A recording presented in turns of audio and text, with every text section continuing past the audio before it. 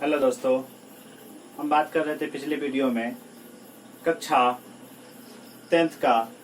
हम लोग बात कर रहे थे निर्देशांक ज्यामिति के बारे में, कोऑर्डिनेट ज्योमेट्री के बारे में। किस तरह से दो बिंदुओं के बीच की दूरी निकाल रहे थे और कुछ दो बिंदुओं के बीच में हम लोग इंटरनल डिवीजन कर रहे थे। कुछ इस तरह से किए थे हम लोग कि इंटरनल डिवीजन कर रहे थे, अनुपात हम लोग को दिया हुआ था, वहां से उस पॉइंट का हम लोग उस बिंदु का निर्देशांक निकाल रहे थे या उस बिंदु दिया था उसका अनुपात निकाल रहे थे इस तरह से। तो हम लोग वहां से 1 से लेकर 5 तक सॉल्व कर चुके थे। उससे आगे हम लोग बढ़ते हैं क्वेश्चन नंबर 6 में। तो क्वेश्चन नंबर 6 हम लोग को दिया हुआ है, तो आप एनसीईआरटी बुक देखिएगा, कक्षा 10th का एक्सरसाइज हम लोग का निर्देशांक ज्यामिति कोऑर्डिनेट ज्योमेट्री है, ठीक है। तो उसके बाद कक्षा क्वेश्चन नंबर 6 आप लोग देखिएगा। तो क्वेश्चन नंबर 6 है, तो वीडियो को लास्ट तक देखें और अच्छा लगे तो सब्सक्राइब करें वीडियो को और लाइक और शेयर भी करें। तो क्वेश्चन नंबर 6 आप पढ़िएगा एनसीईआरटी बुक में। क्या बोला जा रहा है, यदि बिंदु 1 2 4y x 6 और 3 5 इसी क्रम में एक समांतर चतुर्भुज के शीर्ष है तो x और y ज्ञात करें। तो समांतर चतुर्भुज के शीर्ष बोला जा रहा है, तो समांतर चतुर्भुज का शीर्ष है, मतलब एक समांतर चतुर्भुज का क्या है, सभी का शीर्ष है, ठीक है। मान लीजिए कोई A है, B है, C है, D, इस तरह से। तो बिंदु आपको दिया हुआ है, क्या इस तरह से आप देख भी सकते हैं। A मान लेते 1 2 क्रम में मानेंगे, A का मान 1 2 मान लिए, B का वैल्यू हो गया आप लोग को 4y, उसी तरह C का वैल्यू हो जाएगा आप लोग को x 6 इस तरह से मान लिए हम लोग, और D का वैल्यू क्या हो जाएगा, तो D का वैल्यू इसी तरह से क्या हो गया 3 और 5 इस तरह से। तो यहाँ पे हम लोग जानते हैं जब समांतर चतुर्भुज दे दिया जाए, जब इसका विकर्ण हम लोग खींचेंगे, तो ये क्या हो जाएगा, ये AC का मध्य बिंदु क्या हो जाएगा, मान के चलिए इसको P मान लेते हैं, और BD का भी मध्य बिंदु क्या हो जाएगा P, क्योंकि जब समांतर चतुर्भुज का विकर्ण होता है उसको समद्विभाजित करता है, मतलब सम दो भागों में समान अनुपात में उसको बांटता है। तो हम लोग कह सकते हैं AC का मध्य बिंदु क्या हो जाएगा P हो जाएगा, और BD का मध्य बिंदु क्या हो जाएगा P हो जाएगा। हम लोग यहाँ से क्या कर दें, क्योंकि यहाँ पर हम लोग जानते हैं कि समांतर चतुर्भुज है, इसीलिए वो क्या समान अनुपात में उसको बांट देगा, ठीक है। इसीलिए हम लोग कह सकते हैं यहाँ पे क्या कर सकते हैं, देखिए यहाँ पे क्या बोल सकते हैं, AC का मध्य बिंदु क्या हो जाएगा P। तो P का हम लोग निर्देशांक कैसे लिख सकते हैं, फॉर्मूला होता है x1 प्लस x2 बटे 2 y1 प्लस y2 बटे 2। क्योंकि मध्य बिंदु बोला जाए, तो मध्य बिंदु जब भी बोला जाए तो हम लोग डायरेक्ट क्या लगा देंगे, x1 प्लस x2 बटे 2 और y1 प्लस y2 बटे 2। तो यहाँ से क्या हो जाएगा x1, तो हम लोग क्या AC का मध्य बिंदु, तो A और C निकालेंगे, A C को देखेंगे, B और D को नहीं देखेंगे, ठीक है। यहाँ पे लिख भी सकते हैं 1 2 C का मध्य बिंदु क्या है x और 6। उसी तरह B का क्या है, B का यहाँ पे आपको क्या है, B का देख लीजिए 4 और y है, ये y है आपको, B का यहाँ पे क्या 4 और y। उसी तरह D का मध्य बिंदु क्या 3 और 5 इस तरह से। तो AC का तो हम लोग A और C देखेंगे, ठीक है, B और D को नहीं देखेंगे, B और D को आप भूल जाइए, ठीक है। तो x1 y1, ये x2 y2, तो x1 प्लस x2 1 प्लस क्या हो जाएगा 1 प्लस x बाय 2 हो जाएगा। उसी तरह y1 प्लस y1 ये y2 तो क्या होगा 2 प्लस 6 बाय 2। इस तरह से यहाँ पे 1 प्लस x बाय 2 हो गया, और यहाँ पे क्या 2 प्लस 6 8 बाय 2। यहाँ से क्या कर सकते हैं, तो 1 प्लस x बाय 2 हो जाएगा, 2 चौके 8 तो 4 हो गया। इस तरह से हम लोग P का निर्देशांक, क्योंकि फिर AC का मध्य बिंदु P है तो P का निर्देशांक हम लोग आसानी से निकाल लिए। लेकिन वहां पे कहा जा रहा है क्या BD का भी मध्य बिंदु कौन है, P ही है, तो वहां से भी हम लोग P का निर्देशांक निकाल लेंगे।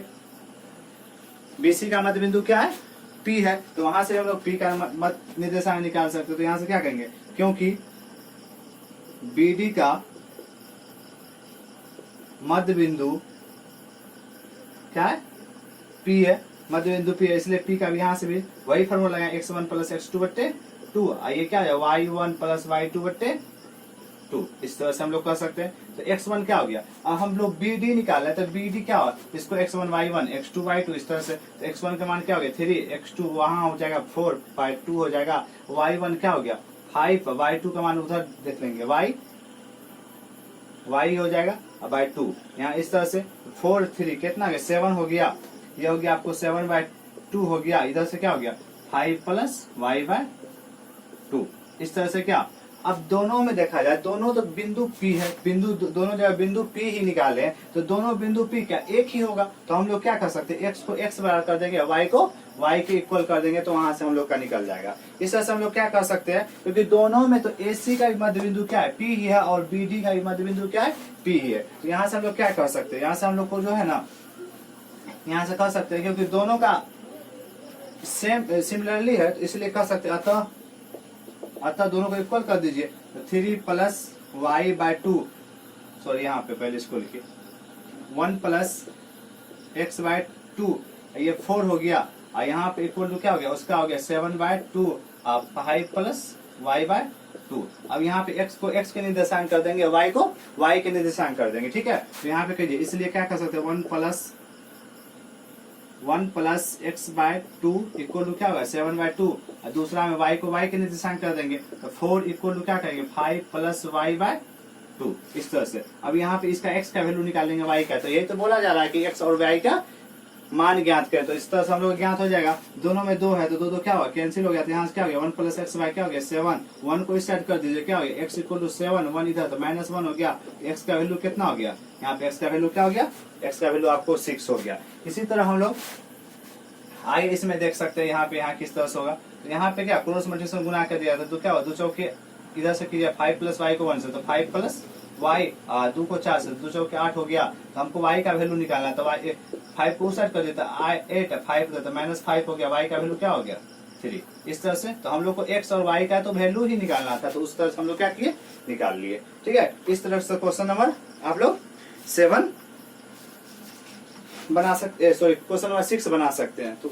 इसी तरह से हल होगा, क्योंकि समांतर चतुर्भुज बोला गया था, क्वेश्चन में बोल दिया था समांतर चतुर्भुज के शीर्ष है, तो उसका जब ही समांतर चतुर्भुज बोल दिया जाए, तो हम लोग को क्या उसका विकर्ण क्या समद्विभाजित करेगा, समद्विभाजित दोनों में बिंदु P कॉमन पॉइंट हो गया, तो जब दोनों में हम AC का मध्य बिंदु P निकाले, तो वहां भी P वही होगा, और BD का मध्य बिंदु P निकाले तो P वहां भी होगा, क्योंकि दोनों तो सिमिलरली होगा, दोनों सिमिलरली होगा, तो दोनों क्या होगा, दोनों x का वैल्यू क्या होगा, इक्वल होगा, इसीलिए हम यहाँ पे दोनों को क्या किए, इक्वल कर दिए। उसी तरह क्वेश्चन नंबर 7 में देखेंगे, क्वेश्चन नंबर 7 में क्या बोला जा रहा है, बिंदु A के निर्देशांक ज्ञात करें, बिंदु A के निर्देशांक ज्ञात करें, जहाँ AB एक वृत्त का व्यास है, जिसका केंद्र 2-3 है, और तथा B के निर्देशांक 1-4 है, B के निर्देशांक क्या है, 1-4 है। तो यहाँ से हम लोग करेंगे क्वेश्चन नंबर 7, क्या बोला जा रहा है, जहां AB एक क्या वृत्त का व्यास है। सबसे पहले एक वृत्त बनाइए आप लोग, सबसे पहले एक वृत्त बनाएंगे। क्वेश्चन नंबर क्या है, 7। सबसे पहले क्या, एक AB का वृत्त है, तो एक वृत्त बना लिया हम लोग, ठीक है, एक वृत्त हो गया। तो क्या बोला जाए, बिंदु A का निर्देशांक ज्ञात है, जहां AB एक वृत्त का व्यास है। मान के चले AB यहाँ से यहाँ एक वृत्त का क्या है, व्यास है, कहीं बीच में केंद्र होगा जिसका O निर्देशांक होगा, ठीक है, कोई दिक्कत नहीं होना चाहिए। तो यहाँ एक व्यास है जिसका केंद्र 2-3 है, बोला जा रहा है केंद्र क्या है, 2-3 है। उसके बाद और क्या बोला जा रहा है, तथा B का निर्देशांक 1-4 है, B का निर्देशांक 1-4 है। इसका नहीं मालूम तो इसको x और y मान लिए हम लोग, क्या मान लिए, जब नहीं मालूम है तो x और y मान लिए। तो हम लोग देख रहे हैं, क्योंकि जानते हैं एक वृत्त होता है तो वृत्त की सभी त्रिज्याएं क्या होती है, बराबर होती है। जब ये बराबर ये है तो ये इसका अनुपात क्या होगा, सेम होगा। जब सेम होगा तो हम लोग क्या कर सकते हैं, ए बी का मध्य बिंदु क्या है, ओ है, तो हम लोग क्या लिख सकते हैं, क्योंकि ए बी का मध्य बिंदु ओ है, इसलिए क्या कर सकते हैं, ओ का निर्देशांक बराबर क्या हो जाएगा, x1 प्लस x2 बट्टे 2, क्या हो जाएगा y1 प्लस y2 बट्टे 2। क्योंकि जब भी मध्य बिंदु बोला जाए तो हम लोग क्या लगा लेंगे, x1 प्लस x2 बट्टे 2 और y1 प्लस y2 बट्टे 2, पहले ही बता चुके हैं, ठीक है। और o का निर्देशांक आपको दिया हुआ, क्या दिया, 2-3, और यहाँ पे क्या दिया, x1, तो x1 y1 x2 y2, इसको हम मान लिए क्या, x1 ये हो गया मेरा x हो गया, x2 क्या हो गया 1 बट्टे 2 हो गया, y1 x1 y1 तो y हो गया, और y2 का क्या मान हो गया 4 बाय क्या हो गया 2, ये y है, ठीक है। अब यहाँ पे क्या कर सकते हैं, x को x इक्वल कर दे, क्योंकि जो है ना मध्य बिंदु उसका तो पता है, तो अनुपात आराम से निकल जाता था। उसी तरह हम यहाँ पे x का वैल्यू भी निकाल दे, क्योंकि पता है बराबर होगा। तो यहाँ पे क्या होगा 2 इसलिए लिख सकते हैं, इसलिए 2 equal to x plus 1 x plus 1/2 और दूसरा क्या हो जाएगा -3 इक्वल टू y प्लस 4/2। तो यहाँ से x का वैल्यू निकलेगा, तो निकाल सकते हैं हम लोग। x प्लस 1 को 1 से मल्टीप्लाई x प्लस 1 ही होगा और 2 को 2 से मल्टीप्लाई 4 हो जाएगा। तो यहाँ से x इक्वल टू क्या लिख सकते 4, इधर से -1 हो जाएगा, तो यहाँ से क्या हो गया x का मान 3 हो गया। ठीक है, इसको भी इसी तरह करते हैं, इसको भी करेंगे तो क्या y प्लस 4 कौन से, तो y प्लस 4 आई क्या हो जाएगा 3 इंटू -6, 4 को सेट कीजिए तो क्या हो जाएगा y इक्वल टू -6, 4 तो -4। तो यहाँ से क्या हो गया y equal to -10, y equal to -10। तो हमको a का निर्देशांक निकालना था, तो नहीं कह सकते, इसलिए a का निर्देशांक क्या माने थे, a को हम लोग क्या मानते हैं x और y। तो x का मान में क्या आया 3 आया और y का मान क्या है -10। इस तरह से हम लोग बना सकते हैं। तो ये हो गया क्वेश्चन नंबर आपको 7 हो गया। इस तरह से आप हल भी कर सकते हैं। ठीक है, तो क्वेश्चन बोला जा रहा है एक वृत्त है जिसमें व्यास AB है और उसका केंद्र O दिया हुआ है, तो हम लोग कह सकते हैं यहाँ पे AB का मध्य बिंदु क्या है O है। जब O है तो दोनों का क्या हो गया, हम यहाँ O का निर्देशांक लिखे, क्योंकि मध्य बिंदु बोला जाए तो फॉर्मूला क्या लग जाता है x1 प्लस x2/2 और दूसरा y1 प्लस y2/2। तो वहां से हम लोग धीरे धीरे हल करके क्या निकाल सकते हैं, वहां से निकाल सकते हैं। ठीक है, उसी तरह क्वेश्चन नंबर हम लोग चलते हैं क्वेश्चन नंबर 8 पे। क्वेश्चन नंबर 8 पे चलेंगे तो क्वेश्चन नंबर 8 बोला जा रहा है यदि A और B क्रमशः -2 और 2 -4 हो तो बिंदु P के निर्देशांक ज्ञात करें ताकि AP बराबर 3/7 AB हो और P रेखाखंड AB पर स्थित है। तो क्वेश्चन बोला जा रहा है आपको, एक बार पढ़ लीजिए क्वेश्चन।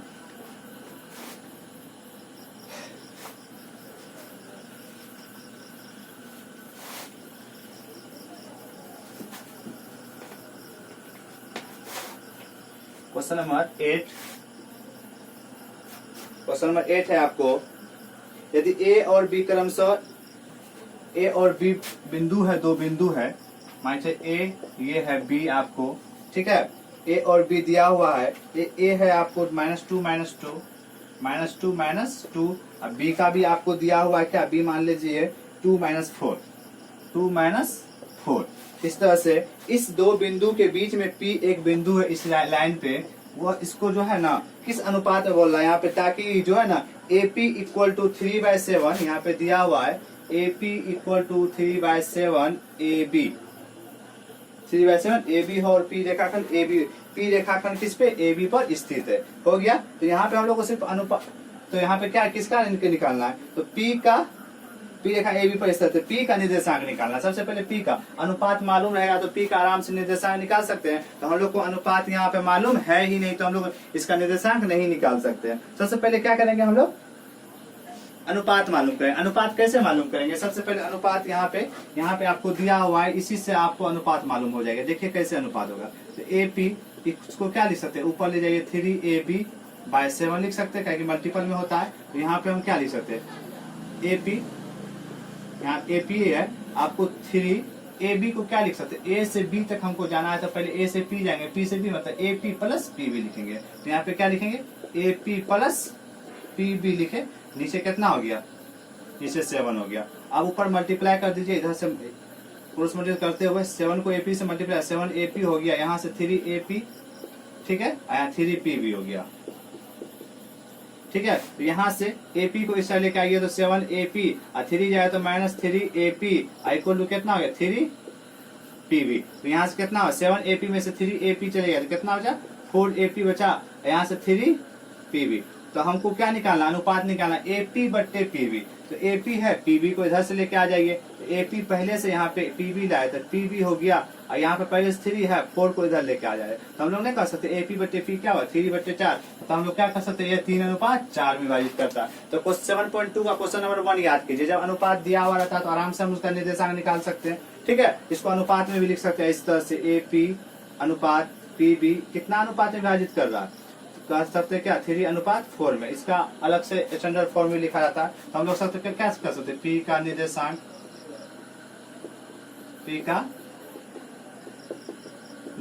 क्या होता है formula, x2 m1 plus x1 m2, नीचे क्या हो जाएगा m1 प्लस m2। उसी तरह यहाँ पे y2 m1 plus y1 m2 नीचे क्या आ जाएगा m1 प्लस m2 इस तरह से। अब यहाँ पे मान लीजिए आपको ये x1 दिया हुआ है, ये आपको x1 है, ये y1 है, ये x2 है, ये क्या y2, ये क्या हो गया आपको m1, ये m2। ठीक है, आप आसानी से तो बैठा सकते हैं। देखिए किस तरह से बैठाएंगे हम लोग। ठीक है, पिछले वीडियो में हम बता चुके थे किस तरह से इसका मान निकाला जाता है। ठीक है ना, अलग अलग तौर के फॉर्मूला वहां पे डिराइव किए थे हम लोग। ठीक है, तो कहेंगे पी का निर्देशांक, तो फॉर्मूला होता है पी का निर्देशांक जब इंटरनल डिवीजन करता है। ठीक है, तो वहां पे इस तरह से फॉर्मूला लिखा जाता है। तो इसको घेर दीजिए x और y को। तो यहाँ पे x2 का वैल्यू क्या हो गया 2। अब m1 किसको माने 3 को। अब प्लस का चिन्ह प्लस हुआ x1 का मान क्या -2 हुआ। m2 का मान क्या हुआ 4। m1 प्लस m2 मतलब क्या हो गया 3 प्लस 4। इस तरह से अब y2 पे y2 क्या हो गया -4। m1 का वैल्यू क्या हो गया 3। अब प्लस y1 क्या है यहाँ पे आपको -2 दिया हुआ। m2 क्या है हमको 4 दिया। नीचे क्या हो जाएगा 3 प्लस 4 मतलब m1 प्लस m2। तो यहाँ से क्या हो गया 2 को 3 से मल्टीप्लाई 6 हो गया, प्लस में -4 हो गया, नीचे कितना 4 3 7। यहाँ भी कितना हो गया 12 हो गया, प्लस माइनस 4 दूनी 8, नीचे की कितना हो गया 7 हो गया। तो यहाँ से हो सकता है आपको 6 में से 4 गया 2/7 और यहाँ से 12 - 8 -20/7। आपको पी का निर्देशांक निकल गया, यही आपको आंसर होगा। ठीक है, आप इस तरह से बना सकते हैं। लेकिन आपको दिया हुआ पहले आपको ये निकालना पड़ेगा, क्योंकि दिया हुआ आपको AP = 7AB। ठीक है, तो वहां पे 7AB दिया। AB को हम क्या लिख सकते हैं AP + PB लिख सकते हैं।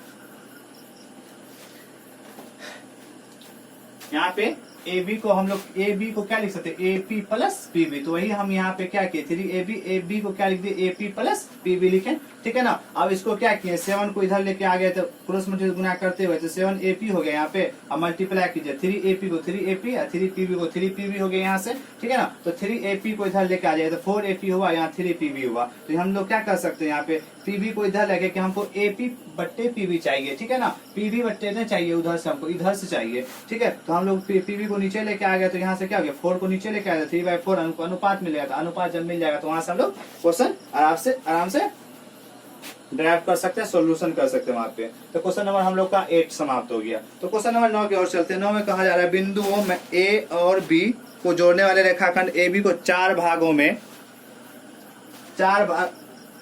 विभाजित करने वाले बिंदुओं के निर्देशांक ज्ञात करें। तो आपको 2 बिंदु दिया जा रहा है। कितना बिंदु 2 बिंदु। आप 2 बिंदु उसको बराबर 4 भागों में बांटना है। उसको बराबर 4 भागों में बांटना है। तो कैसे बराबर करेंगे, मान के चलो 8 मीटर का एक रस्सी है, उसको 4 भागों में बांटना है, 4 डिवाइड करना है तो कितना 2 मीटर का रस्सी होगा। लेकिन यहाँ पे आपको बिंदु दिया हुआ है, निर्देशांक दिया हुआ है, तो उसमें किस तरह से करेंगे। ठीक है, तो उसमें देखिए किस तरह से हम लोग करते हैं।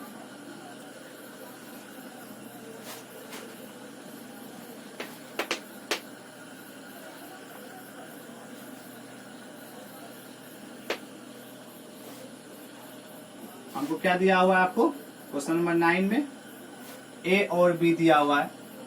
A और B, A का निर्देशांक आपको दिया हुआ है -2 और 2। उसी तरह B का निर्देशांक दिया हुआ है आपको 2 और 8 दिया हुआ है। ठीक है, तो बिंदु को 4 बराबर भागों में विभाजित करना है। तो मान के चलिए 4 बराबर भागों में, सबसे पहले इसको 2 बराबर भागों में डिवाइड कर देंगे अनुमान से ही। ठीक है, ऐसा तो हम लोग ने कि डायरेक्ट अनुमान ही हो जाएगा कि वही होना ही चाहिए, नहीं अनुमान से कर देंगे 2। फिर से इसको 1 भाग में, इसको भी 2 भाग में, तो 1 2 3 4 भाग हो गया। ठीक है, इसका कुछ संकेत दे देते, नामांकन कर देते PQR। तो हम लोग क्या कर सकते हैं, अगर P कह सकते हैं क्या AB का मध्य बिंदु हम लोग क्या लिख सकते हैं, AB का मध्य बिंदु हम लोग क्यों लिख सकते हैं, वहां से भी निकाल सकते हैं। फिर क्या कर सकते हैं AQ का मध्य बिंदु P, वहां से भी हम लोग निकाल सकते हैं। QB का मध्य बिंदु क्या कर सकते हैं R, वहां से भी हम लोग निकाल सकते हैं। मध्य बिंदु जैसे ही आएगा तो वहां पे क्या हो जाएगा x1 + x2/2 y1 + y2/2। तो वहां से भी आसान होगा। नहीं तो हम इसको अनुपात में भी निकाल सकते हैं। जैसे अनुपात में हम लिखेंगे क्या P का कितना अनुपात इधर 1 अनुपात इधर कितना 1 2 3, हम इसको क्या लिख सकते हैं 1/3। उसी तरह Q कितना 2 इधर 2 इधर, तो क्या लिख सकते हैं 2/2। फिर R पे जाएंगे तो 1 2 3 अनुपात इधर हो जाएगा और 1 अनुपात इधर। अनुपात से भी निकाल सकते हैं, लेकिन आसान होगा आप लोग को जो है ना कि मध्य बिंदु से निकाले। जब मध्य बिंदु आ जाए तो m1 वहां पे नहीं आएगा, डायरेक्ट x1 प्लस x2/2 आ जाएगा और y1 प्लस y2/2। ठीक है, तो लेकिन यहाँ पे लंबा प्रोसेस में जा सकते हैं, शॉर्ट प्रोसेस में जाए, दोनों हल्का आपको समझा देते हैं। ऐसे यहाँ पे आपको यहाँ पे क्या कर सकते हैं, अब जब हम p का निर्देशांक निकालेंगे, यहाँ पे जब p का निर्देशांक निकालेंगे तो फॉर्मूला वही लगा देंगे, x2 m1 plus x1 m2, नीचे क्या हो जाएगा m1 प्लस m2, और उसी तरह क्या हो जाएगा y1 m1 y1 m2, नीचे इधर क्या हो जाएगा m1 प्लस m2 हो जाएगा इस तरह से। तो यहाँ पे p का निर्देशांक हम लोग को मालूम है, तो क्या हो जाएगा x2 ये मेरा x1 हो गया, ये x1 y1, ये x2 y2, इस तरह से हो जाएगा। तो हम लोग किसको x1 इसको मान रहे, यहाँ पे y1 हो गया, ये मेरा क्या हो गया x2 और y2 हो गया। तो हम लोग यहाँ पे जो है ना p का निर्देशांक निकाल रहे हैं, तो हम लोग p को देखेंगे, q को और r को नहीं देखेंगे। तो ठीक है, तो यहाँ पे हम लोग p से हमको मतलब है, q और r से नहीं। तो हमको m1 इसको मान लेंगे, m2 इसको मान लेंगे। तो x2 का वैल्यू मेरा क्या हो गया, यहाँ इसको माने x2 का वैल्यू में हमको हो गया 2, और m1 का वैल्यू हो गया क्या, हम m1 m2 इसको माने तो m1 का वैल्यू 1 हो गया, प्लस x1 क्या है मेरा -2 है। उसी तरह m2 देखेंगे तो यहाँ क्या है 3 हो गया, m1 प्लस m2, तो m1 1 m2 3, तो 1 प्लस क्या हो गया 3, इस तरह से। ठीक है, तो y2 अब यहाँ आ जाइए, y2 का वैल्यू क्या हो गया 8 m1 का वैल्यू फिर से 1 प्लस y1, तो y1 क्या है x1 y1 का वैल्यू 2, और m2 का वैल्यू क्या हो जाएगा हम लोग का 3 हो जाएगा। इधर से क्या हो जाएगा m1 प्लस m2, मतलब वही पर से 1 प्लस 3, तो यहाँ से हो जाएगा आपको क्या 2 से 1 से मल्टीप्लाई कीजिए तो क्या हो जाएगा 2 हो जाएगा। यहाँ पे हो जाएगा आपको प्लस इंटू -3, अब बाय क्या हो गया 1 को 3 से ऐड करेंगे तो क्या हो गया 4, 8 को 1 से मल्टीप्लाई करें तो 1 हो जाएगा, और प्लस 2 को 3 से 6 हो गया, आपको 3 1 4 हो गया इस तरह से। और यहाँ पे आप 2 में से 3 नहीं घटेगा, 3 में से 2 घटेगा तो उल्टा, तो -1/4 हो गया आपको, 8 में से 6 कितना हो जाएगा 8 से 14 हो गया 4, तो यहाँ से हो जाएगा आपको -1/4, इसको 2 से डिवाइड कर दे तो कितना हो जाएगा 2 7 14, 2 दूना 4, तो 7/2। इस तरह से हम लोग कह सकते हैं क्या, हम लोग p का निर्देशांक निकाल सकते हैं। लेकिन इसमें क्या होगा आपको लंबा प्रोसेस हो जाएगा। लेकिन अगर आप कह सकते हैं यहाँ पे a q का मध्य बिंदु p है, जैसे ही मध्य बिंदु बोलिएगा तो वहां पे क्या हो जाएगा एकदम शॉर्ट हो जाएगा, x1 प्लस x2/2 और y1 प्लस y2/2, तो वहां से आपको आसानी से निकल जाए। वो भी विधि बताएंगे इस क्वेश्चन के लास्ट में।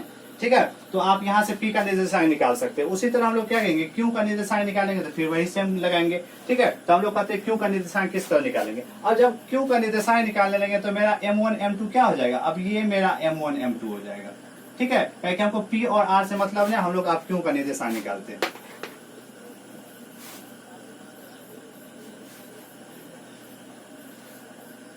हम लोग आपको q का निर्देशांक निकालते हैं, तो q का निर्देशांक निकालेंगे तो फिर से फॉर्मूला मेरा क्या हो जाएगा सेम ही हो जाएगा। तो सब फॉर्मूला सेम ही हो जाएगा, तो हम लोग को q से मतलब होगा, तो q अब मेरा m1 m2 क्या हो गया चेंज हो गया, क्योंकि उसमें p निकाले तो p का उतना आ गया, तो अब m1 m2 इस तरह से निकाल सकते हैं। तो यहाँ पे देखिए अब मेरा x2 क्या हो गया, x2 तो सेम हो गया 2, m1 का वैल्यू क्या हो गया 2 हो गया, अब प्लस x1 का वैल्यू -2, और m2 का वैल्यू भी क्या 2, क्योंकि दोनों अनुपात सेम है, 2 अनुपात 2 है, तो यहाँ भी क्या होगा 2 + 2 हो जाएगा। तो इसी तरह y2, तो y2 का वैल्यू हो गया 8 हो गया, m1 कहाँ है, तो m1 मेरा 2 है, प्लस y1 का वैल्यू 2 और m2 का वैल्यू 2 हो गया, यहाँ पे 2 + 2, इस तरह से कर सकते हैं। 2 को 2 से मल्टीप्लाई कीजिए 4 हुआ, और यहाँ पे क्या हो जाएगा 4 प्लस इंटू माइनस 2 दूना 4, नीचे भी कितना 4 हो गया, आपको 8 को 2 से गुना कीजिए 16 हो गया, और यहाँ पे 2 को 2 से कितना हो गया 4 हो गया आपको, और 2 2 4 हो गया। यहाँ से कह सकते हैं 4 में से 4 गया 0/4 हो गया, और 16 + 8 4 को ऐड करेंगे तो कितना हो जाएगा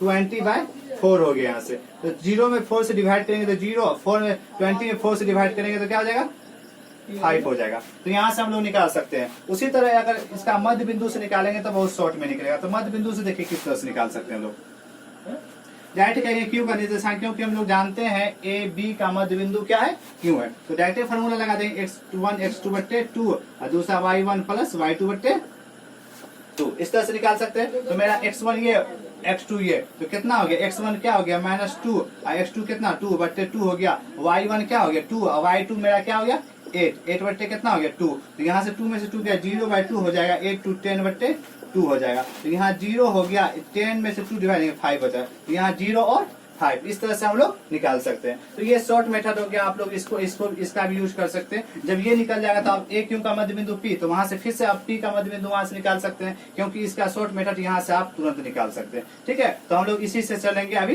तो क्यू का निर्देशांक निकालिए, उसी तरह हम लोग क्या आर का भी निर्देशांक निकाल लेंगे। तो हम लोग आर का निर्देशांक जब निकालेंगे तो वहां पे मेरा अब फिर से ये क्या हो जाएगा, ये मान क्या हो जाएगा, मेरा चेंज हो जाएगा। क्योंकि उस समय हम किसको मान रहे थे, हम क्यू का निर्देशांक निकाल रहे थे। तो क्यू का निर्देशांक में हमको क्या, हम m1 m2 इसको मान रहे थे, लेकिन अब आर का निर्देशांक निकालेंगे तो हम यहाँ पे m1 m2 इसको मानेंगे, क्योंकि उसमें पी का जब निकाले तो m1 m2 इसको मान रहे थे, फिर क्यू का निकाले तो अब m1 m2 इसको माने, अब आर का निकालेंगे तो m1 m2 उसको मानेंगे। ठीक है, तो यहाँ से आप इसी तरह से निकाल सकते हैं।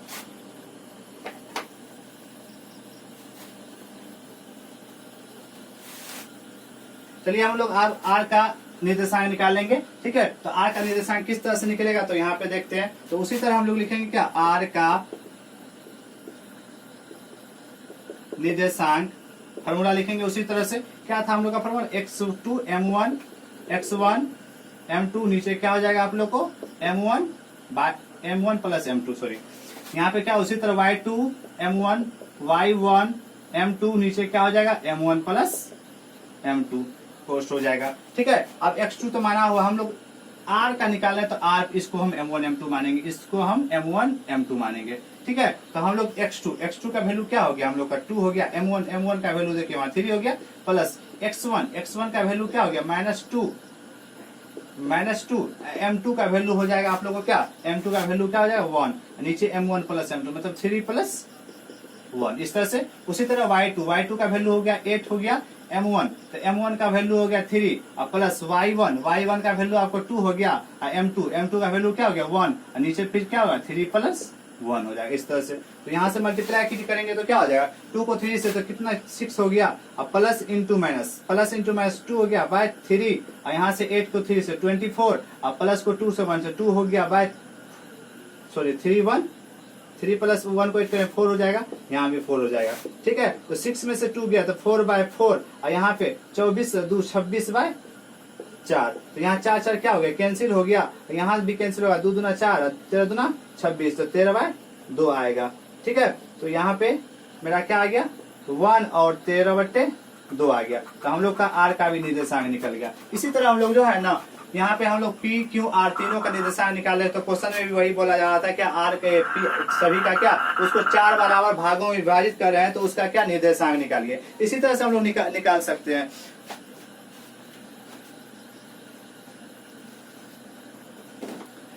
इसी तरह क्वेश्चन नंबर 7.2 का क्वेश्चन नंबर लास्ट क्वेश्चन पे आते हैं हम लोग। लास्ट क्वेश्चन आप लोग को देख सकते हैं कि क्वेश्चन क्या लिखा हुआ है। 7.2 क्वेश्चन नंबर 10, जो कि 7.2 का लास्ट अध्याय है।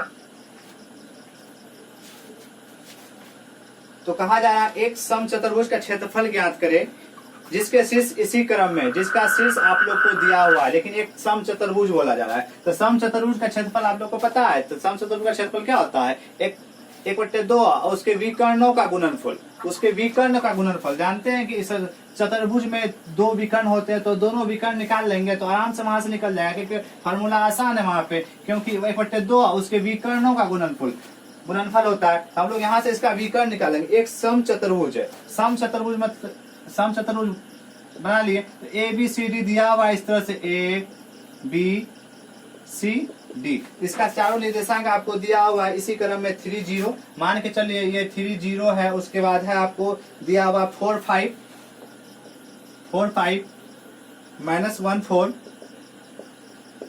और -2 -1 तो उसका नीचे में इसका संकेत भी आपको दिया हुआ। आप बुक के नीचे देखिए संकेत दिया, समचतुर्भुज का क्षेत्रफल क्या लिखा हुआ 1/2 और उसके विकर्णों का गुणनफल। उसके विकर्ण, तो विकर्ण इसमें क्या हो गया आप देख सकते हैं। विकर्ण हम कह सकते हैं A से C विकर्ण हो गया, हम लोग A से C क्या हो गया विकर्ण हो गया, और B से D भी क्या हो गया हम लोग का विकर्ण हो गया। यहाँ से हम इसका विकर्ण निकाल सकते हैं, तो दूरी सूत्र से आराम से निकाल सकते हैं। A से C हम लोग तो x1 y1 x2 y2 इस तरह से दूरी सूत्र से निकाल सकते हैं। तो हम लोग निकालते हैं क्या AC बराबर, तो AC बराबर क्या होता है फॉर्मूला x2 - x1 का होल स्क्वायर और y2 माइनस y1 का होल स्क्वायर। सभी जगह फॉर्मूला लिखना अनिवार्य नहीं है, लेकिन हम यहाँ लिख रहे हैं, ठीक है। आप डायरेक्ट भी निकाल सकते हैं तो आंसर गलत नहीं होगा। तो हम लोग मान लेते हैं x1 ये y1, ये x2 y2, तो x2 का मान क्या हो गया -1, x1 का मान क्या हो गया -3 का होल स्क्वायर हो गया, और y2 x1 y1 x2 y2 का 4 0 हो जाएगा यहाँ पे, इसका होल स्क्वायर। तो यहाँ से हो गया आपको -1 -3 -4 का होल स्क्वायर। अब यहाँ 4 में 0 हटेगा, क्या हो गया, यहाँ भी 4 का होल स्क्वायर। तो 4 का स्क्वायर कितना हो गया, 16 हो गया, यहाँ भी 16 हो जाएगा आपको। तो 16 32, और 32 का वर्गमूल करेंगे तो हमको आएगा 4√2। तो यहाँ से हम लोग AC निकाल लेते हैं। इसी तरह हम लोग क्या निकाल सकते हैं, BD निकाल सकते हैं। हम कहेंगे इसलिए BD बराबर तो क्या कर सकते हैं, x1 y1 x2 y2, तो इसको इसमें से घटाएंगे तो ठीक है, तो इसमें से हमको घटाएंगे तो क्या हो गया 4, और माइनस इसमें भी लगा तो -2 का क्या हो गया पूरा का होल स्क्वायर, प्लस और यहाँ भी x1 y1 x2 y2 क्या है 5, माइनस फार्मूला से आता है, ऐसे ही माइनस का क्या हो गया पूरा का होल स्क्वायर, इस तरह से। तो यहाँ पे हम फार्मूला नहीं लगाए, लेकिन आप लोग डायरेक्ट भी कर सकते हैं तो गलत नहीं होगा, ठीक है। तो माइनस क्या हो गया प्लस, और 2 यहाँ पे पूरा का होल स्क्वायर हो गया 5, यहाँ भी माइनस क्या हो गया +1, तो इसका पूरा का होल स्क्वायर, इस सभी पे क्या हो गया अंडर रूट। तो 4 और 2 6 का होल स्क्वायर, और 5 + 1 यहाँ भी 6 का होल स्क्वायर। तो ये आपको हो जाएगा, ठीक है। आपको यहाँ से हो जाएगा 6 का होल स्क्वायर 36, और यहाँ भी 6 का क्या होगा 36। हम लोग क्या निकाल रहे हैं यहाँ पे, हम लोग BD निकाल रहे हैं, ठीक है। तो अब BD इक्वल कितना, इस 72 हो जाएगा, दोनों को ऐड करेंगे तो 72 का रूट हो जाएगा आपको जो है 6√2। 72 का निकालिएगा तो इस तरह से जो है ना, इस तरह से निकालिएगा तो 2 36 हो जाएगा, और 36 का जानते हैं 6, तो दोनों में 6 कॉमन आ जाएगा, 2 क्या है रूट में जाएगा, तो 6 वहां से 2 निकाल सकते हैं। लेकिन उसके संकेत दिया, सम चतुर्भुज का क्षेत्रफल क्या होता है 1/2 उसके विकर्णों का गुणनफल, तो इसलिए हम लोग लिख सकते हैं, इसलिए सम चतुर्भुज का क्षेत्रफल 1/2 उसके विकर्णों का गुणनफल। तो विकर्ण मेरा क्या है AC गुना BD है, तो विकर्ण हम लोग कह सकते हैं क्या AC गुना BD, तो विकर्ण मेरा वही है ना, तो ये हो गया 1/2। AC मेरा क्या है, AC हम देखिए यहाँ पे निकाले, AC क्या है, AC निकाले 4√2, और BD निकाले हम लोग यहाँ पे क्या 6√2, ठीक है। तो यहाँ से क्या हो गया 1/2, अब 4 को 6 से 20 क्या हो गया 4 हो जाएगा, और √2 को √2 से 2 हो जाएगा, 2 यहाँ से कैंसिल, तो कितना हो गया 24 आंसर हो गया हम लोग का, ये मात्रक में होगा, ठीक है। तो हम लोग इसी तरह से क्वेश्चन नंबर क्या था, हम लोग क्वेश्चन नंबर 10 सोल्व कर रहे थे। तो इस तरह से आप लोग जो है ना 7.2 का आज देखें, जो है ना 5 से लेके 10 तक बताए, ठीक है। तो वीडियो अच्छा लगे तो सब्सक्राइब और लाइक जरूर करें, ठीक है। इसी तरह से आप लोग क्वेश्चन नंबर 7.3 अगला क्लास में बताएंगे, अगला वीडियो में बताएंगे 7.3, जो आप एग्जाम की दृष्टि से बहुत इंपॉर्टेंट है। खास करके उसमें जो है ना 3 पॉइंट दे देगा, जिससे आपको जो है ना उसका क्षेत्रफल निकालना होगा, जो कि बिहार बोर्ड में हर एक साल क्वेश्चन नंबर 3 मार्क में पूछा जाता है, तो वो आप देखना ना भूले, ठीक है। इसके बाद वही वीडियो आने वाला। Thank you.